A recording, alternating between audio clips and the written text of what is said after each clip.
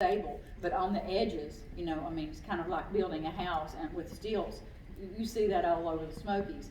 And when really big rainstorms happen, what happens to the earth? We caused erosion. So we try to prevent erosion at all costs. So I'm always stamping my foot. Don't wreck this. Don't take that limb here. We have to have this land here and these sticks here before we have erosion. We have had erosion a couple times in the park. First schools to visit, they walked up a mile and a quarter. And he done it on the outside because the Nature Center was not built at all. So the entrance road opens and 100 cars were permitted. We were only open Saturday and Sunday. Now we're open every single day of the year except 4 days.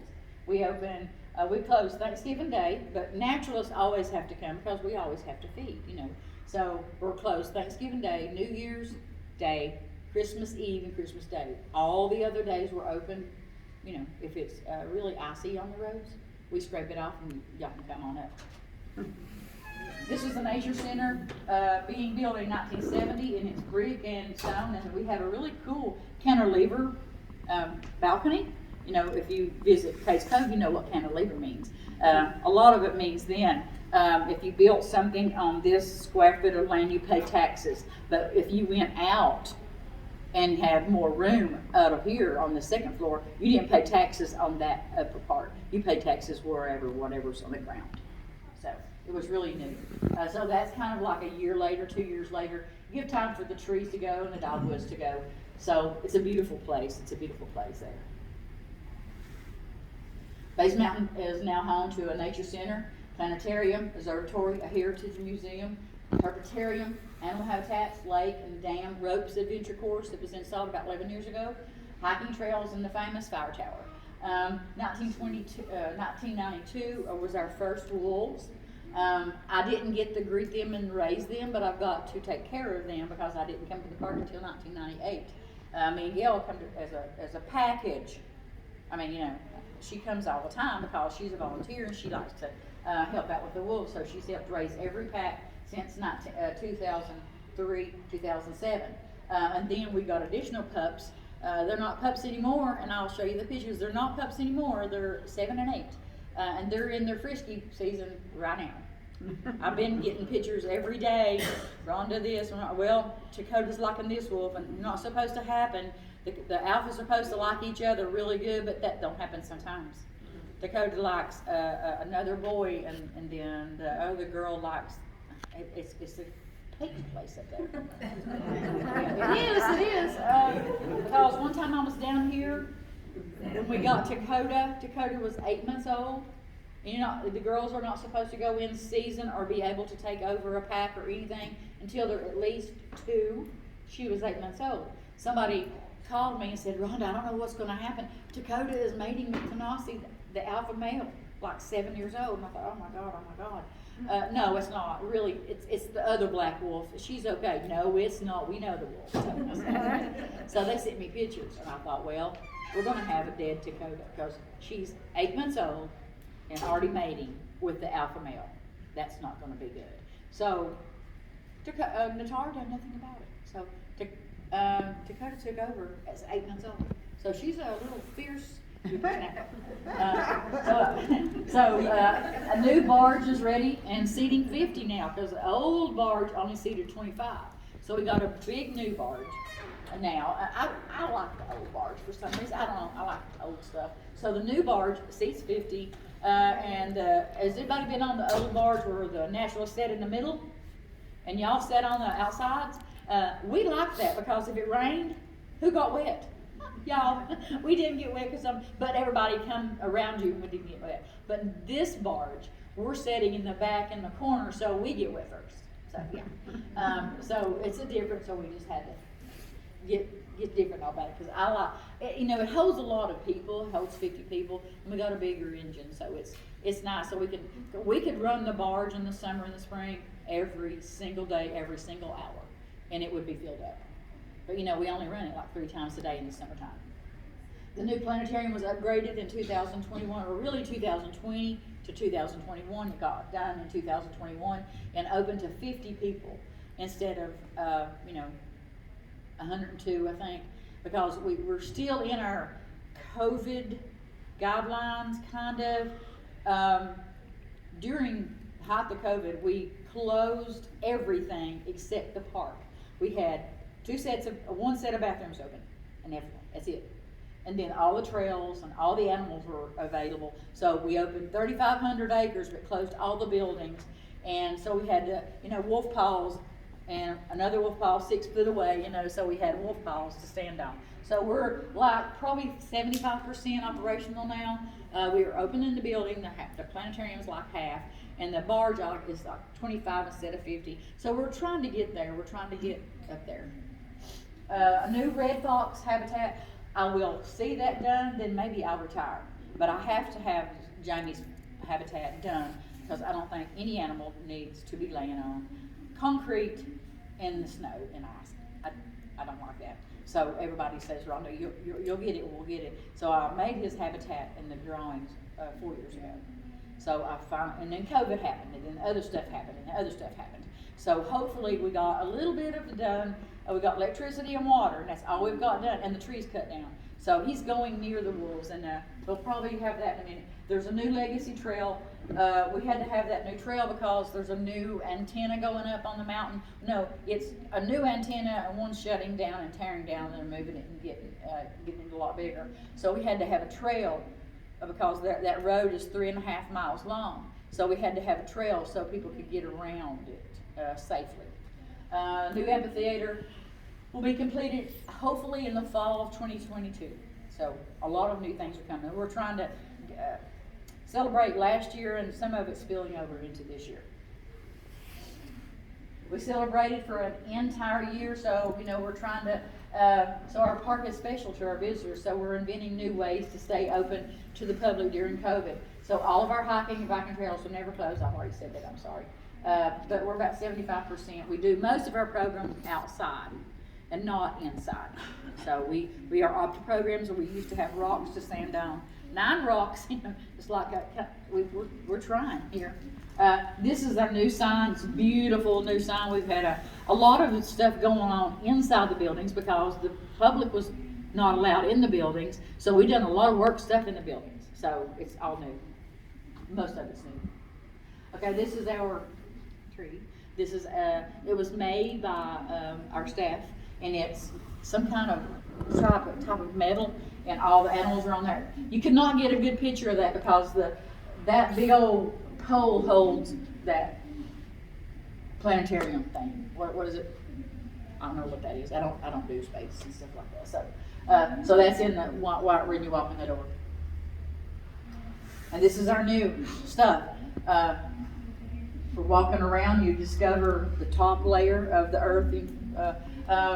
Squirrels and bats and flowers and chipmunks and stuff like that. But you go all the way around, you get birds and stuff, and you go all the way around and come down, and you're going to see the butterflies, and you're going to go down to see the bees. And that all of our stuff is handmade. We don't ship it off. So that bee is about really this big, John, and see the hairs? That's made by paintbrush, one by one. Mm-hmm. So our exhibit department is pretty good. They're really, really pretty good. And the whole story of the bee plight and the bees are carried on all the way down the ramp and on downstairs. No, it's not, because that's, and this is kind of 3 years old maybe? That's the new dock, because remember we used to have to pull up and just hit the bank. If you come there over 5 years ago, that's how we docked the boat. So this is the new boat and the new dock. So it's beautiful. They have lights on it, so that's like when we go out to a midnights or on the lake at night, all this is lit up in the barge. Well, before the cave-in, a couple of years ago, the whole snow caved the whole barge in, and it broke all the lights. Put the party lights off the barge. That is gorgeous. This is the dock and the boat, and this is called the Lily Pad Cove. Kenny Childress designed that to be a teaching classroom, and all those little petals of the flower where the kids was going to sit, but it changed. It changed from education and all this stuff to renting it out for weddings in a venue, and the gates locked all the time. So it kind of changed. Yeah, so if you find a naturalist or find somebody walking around with a badge, they have a key, they can let you in. It's beautiful, it's got a big, huge fan about the top, and it's a really beautiful wedding venue or any kind of party. But we're afraid that people will scar it up, I mean, stuff happens. People happen. And we don't want it scarred up and that, most people are really, really, really good about protecting our park. But you get a few in that you see with park benches just scabbed in and just scarred and dug in and magic markers and all that stuff. So we don't want that really to happen to this beautiful, beautiful place. So if you're up there, sometimes we have a volunteer to sit out there, just let people come up there and take pictures because it's really, really gorgeous in the summertime when it's covered with water lilies. It's really beautiful. This is your last slide. Yeah, my last slide. This is the dam. So you can see how it's shaped. Of course, it's the strongest is an arch. So it's an arch-shaped dam. So it looks a whole lot bigger than when you're walking on it. The entrance road's coming up and coming by the dam on the left. And that's the new refurbished dam because you can see black wire on the, instead of green. A long time ago, 1970s was green. So we refurbished the dam, we cleaned the dam, and then we took out all the grout, we're all like 4 inches, and then used new grout to copy the old grout formula. So if that's in the height of the summertime, I can see water lilies everywhere. So that's beautiful. This is me standing on the dam, and that sentinel point I was talking about, and those antennas, that's exactly where it goes.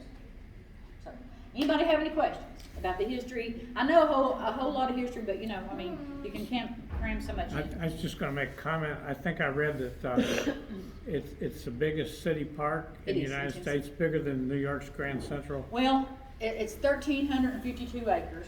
But there's difference in state parks and municipal parks and city parks and stuff. But we are the largest in Tennessee, a city park. Mm-hmm. But we're larger than the New York City Park too. What's it called? Oh my God, my brain just went. Central Park. But that's owned by the city. So it's really pretty cool. But it's a nature preserve, and kind of like Nashville. Kind of goes like when they buy 10 acres, we buy 15, you know what I mean?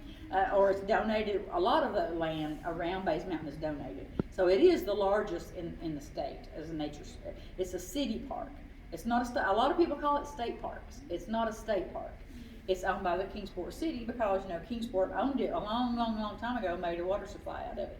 And then they said, well, what we're going to do, just let it lay up there. Well, see, I'm glad they did. I'm glad in the 60s they fussed with Kingsport to try to get this park.